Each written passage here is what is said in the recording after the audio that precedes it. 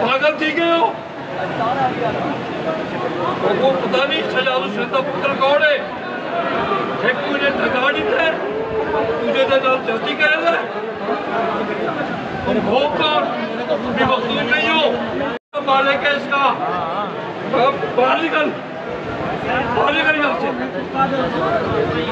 मेरा उतना हक नहीं है, मैं जिंदा बैठा हूँ। जब तक हमारी सांसें चलती है, हमारी जुर्रत नहीं थी हमारे आपके सामने।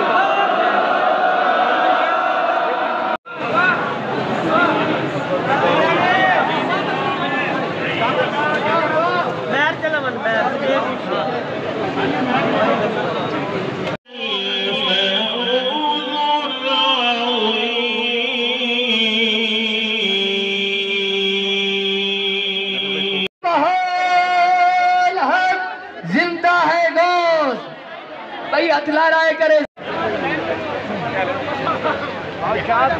नजर